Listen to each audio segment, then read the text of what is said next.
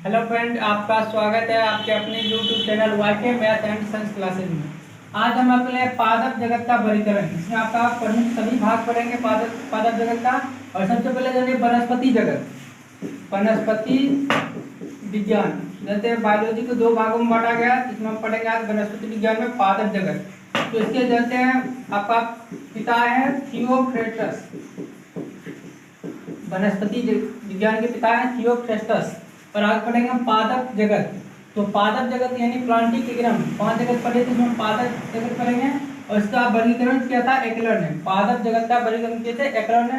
तो सबसे पहले देखेंगे पादप जगत आपका दो समूह में, एक आपका अपुष्पी, मतलब जिसमें फूल नहीं होता, मतलब इसको हम कहते हैं क्रिप्टोगैमी। याद रखना होगा आपका क्रिप्टोगैमी, क्योंकि परीक्षा में आपका क्या कहते हैं, क्रिप्टोगैमी दे दिया जाता है हिंदी में। तो क्या होगा, अपुष्पी पादप जिसको हम कहते हैं क्रिप्टोगैमी, और दूसरा होता है पुष्पी पादप जिसमें फूल होता है, और ये होता है आपका फेनरोगैमी।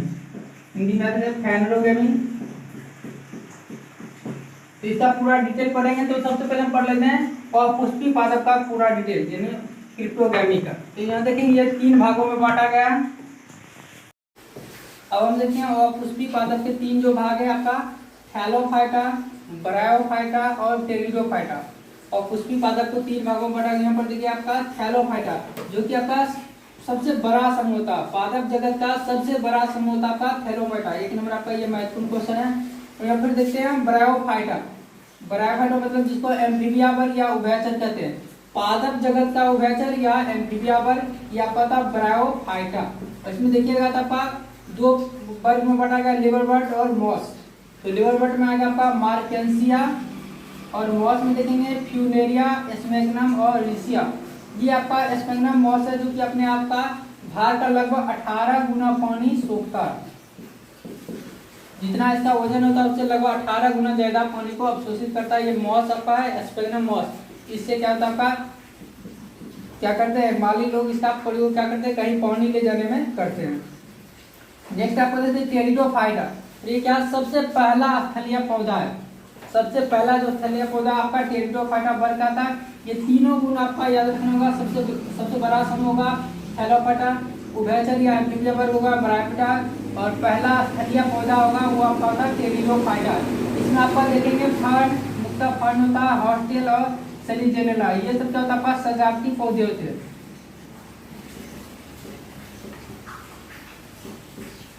अब देखते हैं हम सबसे बड़ा जो समूह होता है थैलोफाइटा। इसको भी 3 भाग में बांटते हैं हम। एक होता है आपका शैवाल, कवक और जीवाणु। तो शैवाल का अध्ययन करता है, याद रखना, फाइकोलॉजी। शैवालों का अध्ययन करता है फाइकोलॉजी, और कवक का अध्ययन कराता है माइकोलॉजी, याद रखना आपका।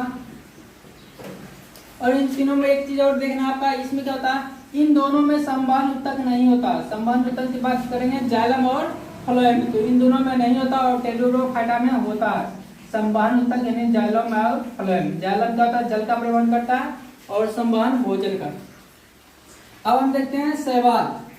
शैवाल को यहाँ पर 3 भागों में बांटा गया। लाल शैवाल जिसको रोडोफाइसी कहा जाता है, जिसका उदाहरण देखेंगे पोरफायरा होता है। और हरा शैवाल जिसको कहते हैं क्लोरोफाइसी, ये होता है स्पाइगोरा। और भूरा शैवाल जिसको कहते हैं फियोफाइसी, जिसमें लेमिनेरिया फ्यूकस आता है। तो लेमिनेरिया से क्या होता है आपका आयोडीन बनाया जाता है, टिंचर आयोडीन लेमिनेरिया नमक शैवाल से बनाया जाता है।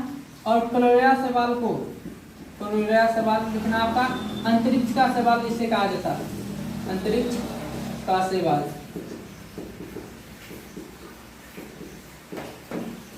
अब हम देखते हैं कवक।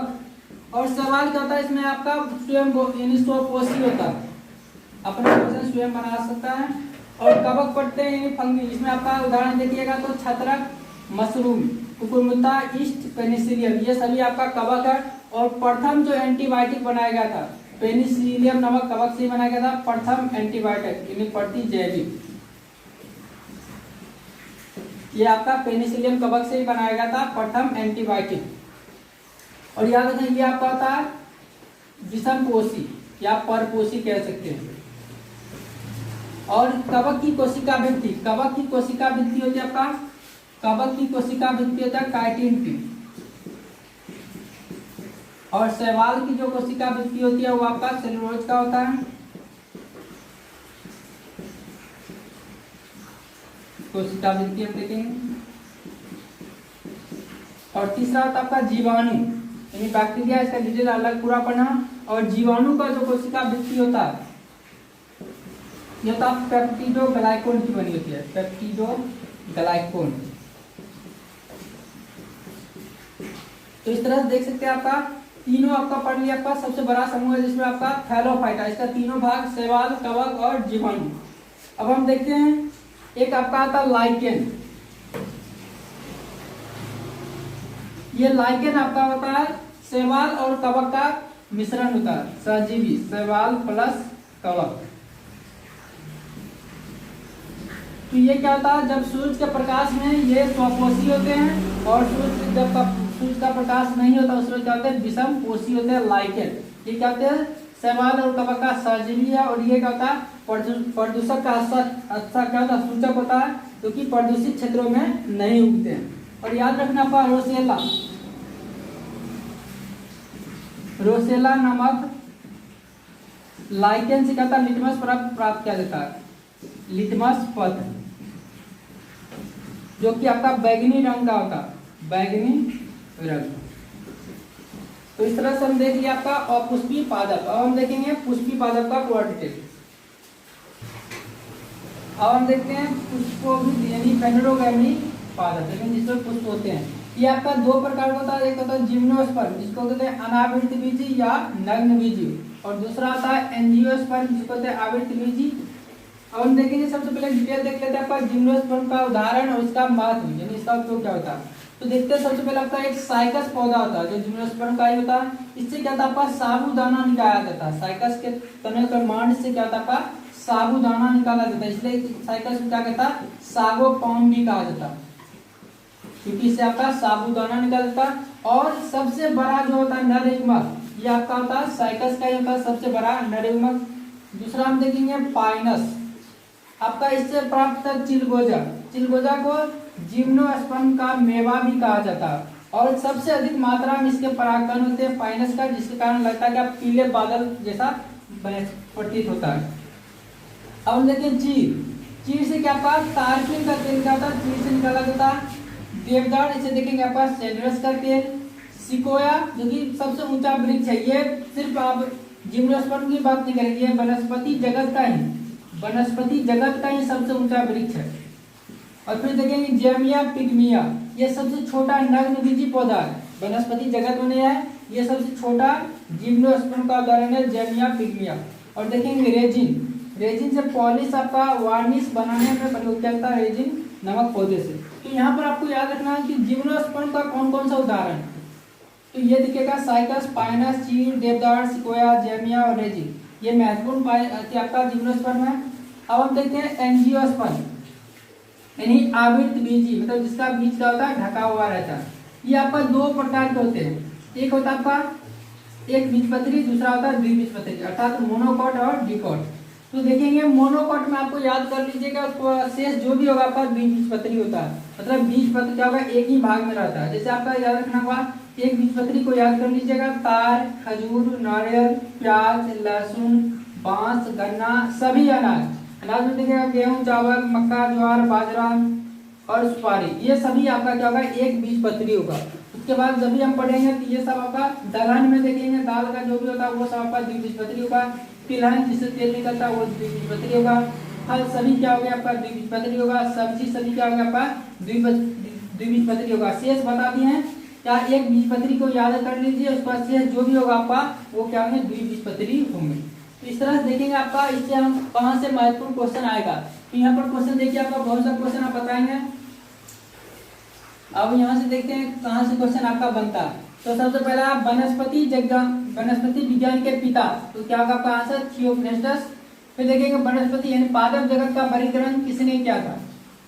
फिर आपका क्वेश्चन यहाँ से होगा, इनमें से कौन आपका क्या दे देगा, आपका कौन सा अपुष्पी पादप है। तो यहाँ से आपका ऑप्शन देखिएगा, तो यहाँ से थैलोफाइटा, ब्रायोफाइटा, टेट्राफाइटा, उधर देखिएगा जिम्नोस्पर्म और एंजियोस्पर्म है। तो आपका यहाँ से कोई भी एक ही ऑप्शन हो सकता है। और यहाँ से फिर देखिए स्टार लगाता है आपका इंपोर्टेंट क्वेश्चन के लिए, सबसे बड़ा समूह पादप जगत का सबसे बड़ा समूह होता है आपका थैलोफाइटा। और पादप जगत का उभयचर कहा जाए या एम्फीबिया वर्ग, वो आपका होगा ब्रायोफाइटा। ब्रायोफाइटा का उदाहरण याद रखना होगा आपका।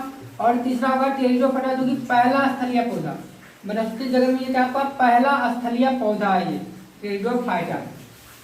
फिर यहाँ से देखिएगा शैवालों का अध्ययन क्या कहलाता है। तो शैवालों का अध्ययन क्या होता है, फाइकोलॉजी कहलाता है। और शैवालों की जो कोशिका भित्ति होती है वो आपका सेल्यूलोज की बनी होती है। और 3 प्रकार के शैवाल होता है, वो याद रखना आपका, रोडोफाइसी, क्लोरोफाइसी और फियोफाइसी। रेड यानी लाल, क्लोरोफिल होता है हरा, हरा शैवाल होगा, फियोफाइसी भूरा होगा आपका। और तीनों का उदाहरण आप देख सकते हैं, लेमिनेरिया, ये महत्वपूर्ण है, इससे टिंचर आयोडीन प्राप्त किया जाता है। नेक्स्ट आपको देखिएगा कवक। कवक क्या होगा, पहले फंगी, इसका क्या होता है, उदाहरण याद रखना होगा। मशरूम किसका उदाहरण है, ये क्वेश्चन बार बार पूछा जाता है। मशरूम, कुर्मता, ईस्ट, पेनिसिलियम, ये सभी क्या आपका कवक है। मशरूम को हिंदी में क्या कहते हैं आपका, छत्रक भी कहते हैं। और क्या होता है कवक का अध्ययन माइकोलॉजी कहते हैं। और कवक में जो कोशिका भित्ति होती है वो किसकी बनी होती है, काइटिन की बनी होती है। नेक्स्ट आपको देखिए जीवाणु। तीसरा देखिए जीवाणु यानी बैक्टीरिया। और जीवाणु में जो होता है, जीवाणु को पादप में इसलिए रखा गया क्योंकि जीवाणु में कोशिका भित्ति पाई जाती है जो कि पेप्टिडोग्लाइकॉन की बनी होती है। यहाँ से आप देखिएगा आपका एम्फीबिया पर याद कर लेना, लिवर बर्ड, इसमें आपका मार्केंसिया आता है। और दूसरा होता है मॉस, मॉस में फ्यूनेरिया, स्पेगनम और रिसिया। यहाँ से आपका पूछा जाता है कि रिसिया, जैसे पूछता है रिसिया किस वर्ग के पौधे हैं, आपका ऑप्शन दे देगा थैलोफाइटा, ब्रायोफाइटा, टेरिडोफाइटा या जिम्नोस्पर्म। तो सही आंसर आपका ऑप्शन ये सब याद रखना होगा उदाहरण। फिर हम देखेंगे टेरिडोफाइटा, जिसमें आपका आएगा फर्न, हॉस्टेल, सेलिजेनेरा, ये सब आपको याद रखना होगा। ये आपका सजावटी पौधे वर्ग के होते हैं। और यहाँ पर देखिएगा लाइकेन। लाइकेन क्या होता है, पूछा जाएगा इनमें से कौन क्या होता है, प्रदूषण का सबसे अच्छा सूचक होता है। ऑप्शन होगा लाइकेन, शैवाल, कवक, जीवाणु। तो आप लगा सकते हैं लाइकेन। लाइकेन क्या होता है, शैवाल और कवक का सहजीवी होता है। और याद होगा आपका जो निकाला जाता है लिटमस पत्र किस रंग का होता है, तो ये आपका होता है बैंगनी रंग का होता है। प्राकृतिक रूप से लिटमस पत्र होता है बैंगनी रंग का होता है, जो कि रोसेला नामक लाइकेन से निकाला जाता है। नेक्स्ट आपको यहाँ पर देखिए इस तीनों में बात करेंगे, थैलोफाइटा, ब्रायोफाइटा और टेरिडोफाइटा। इसमें क्या होगा, इन दोनों में आपका संवहन उत्तक अर्थात जाइलम और फ्लोएम का अभाव होता है, लेकिन टेरिडोफाइटा में ये उत्तक पाए जाते हैं। अब देखेंगे हम पुष्पोबीज से संबंधित क्वेश्चन। अब यहाँ से देखते हैं इनमें से कौन सा अपुष्पी पादप है, या पुष्पी पादप है या अपुष्पी पादप। तो यह यहाँ याद रखना, पुष्पी पादप अर्थात जिसको कहते हैं फेनेरोगैमी, याद रखना होगा फेनेरोगैमी। तो यहाँ से आपका क्वेश्चन होगा फेनेरोगैमी को कितने भागों में बांटा गया, तो 2 भाग कौन कौन, एक होगा जिम्नोस्पर्म और दूसरा एंजियोस्पर्म। तो यहाँ से फिर यहाँ से देखिए बहुत सारे क्वेश्चन होगा, इनमें से कौन जिम्नोस्पर्म है। देखिए ऑप्शन आपका 4 बढ़ा सकता है, साइकस, तार, सुपारी, प्याज। तो यहाँ से देखेंगे तो आपका ये पहले बता चुके, ये उदाहरण आपको याद रखना होगा जिम्नोस्पर्म का।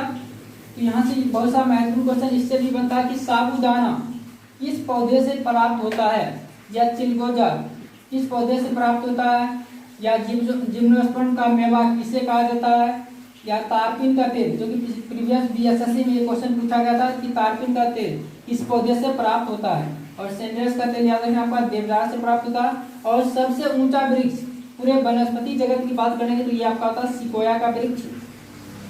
और इनका वार्निश प्राप्त होता है आपका रेजिन से। ये सभी आपको जिम्नोस्पर्म याद करना पड़ेगा। और अधिकतर आपका क्या होता है, एंजियोस्पर्म होता है। जिम्नोस्पर्म की संख्या बहुत ही कम होती है और अधिकतर जो पादप होते हैं वो आपका होगा एंजियोस्पर्म। तो यहाँ पर देखेंगे एंजियोस्पर्म में होगा एक बीजपत्री और द्विबीजपत्री। तो इसमें भी बात करेंगे तो एक बीजपत्री की संख्या कम होगा और अधिकतर जो होगा आपका द्विबीजपत्री होगा। तो यहाँ पर एक बीजपत्री को याद करना होगा। तार, खजूर, नारियल, प्याज, लहसुन, बांस, गन्ना, सभी अनाज, जो भी अनाज होगा, और सुपारी, ये सभी होगा आपका एक बीजपत्री का।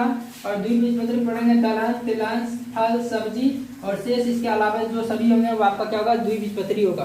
तो यहाँ से क्वेश्चन हो सकता है कभी क्या, इनमें से कौन मोनोकॉट है, मोनोकॉट दे सकता है, एक बीजपत्री नाम देखिए, मोनोकॉट होता है एक। तो यहाँ पर हो गया मोनोकॉट मतलब एक बीजपत्री। तो आप जान सकते हैं ये सब याद रखना होगा आपका उदाहरण, तभी आप बना सकते हैं। तो नेक्स्ट वीडियो में आप पढ़ाएंगे जंतु जगत का पूरा वर्गीकरण। जैसे आप पढ़े पादप जगत का पूरा जंतु जगत पढ़ना होगा, जिसमें आपका पूरा संघ और उसके वर्ग, जैसे होता है आपका वर्ग पढ़िएगा तो आपका होता है मत्स्य वर्ग, पक्षी वर्ग, स्तनधारी वर्ग पूरा पढ़ेंगे। इस तरह से आज का महत्वपूर्ण वीडियो देखिए हम आपका पादप जगत। अगर आपको वीडियो पसंद है तो हमारे channel YK math and science class को लाइक, शेयर और सब्सक्राइब जरूर करें। साथ ही हमारा दूसरा चैनल है SPR डिजिटल क्लब, जहाँ पर आपका आर्ट और क्या रीजनिंग की तैयारी कराई जाती है, इसलिए आपको इस चैनल को भी सब्सक्राइब करके बेल आइकन जरूर दबा लें। धन्यवाद।